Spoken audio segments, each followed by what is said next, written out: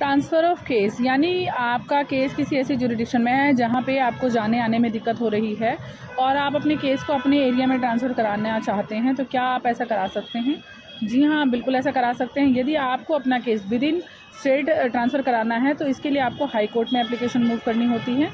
यदि आपका matter civil है तो सिविल के अंतर्गत आपको सेक्शन 22, 23 और 24 ऑफ सीपीसी के तहत 1908 के तहत आपको अपना एप्लीकेशन फाइल करना पड़ता है।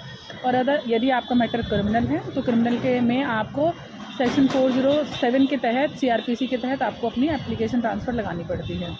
यदि कोर्ट को आप रीज़नेबल ग्राउंड देंगे और आपको एक अप्रोप्रिएट उनको रीज़न लगेगा तो बहुत सारे केसेस में ऐसा देखा गया है कि कोर्ट आपके मैटर को ट्रांसफ़र कर देती है जहाँ पे आप जिस एरिया में रहते हैं।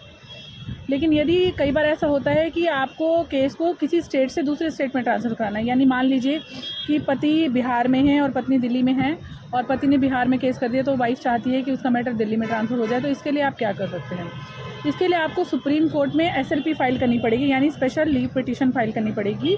और आपको एक वही बात होती है कि आपको रीज़नेबल ग्राउंड देने पड़ेंगे।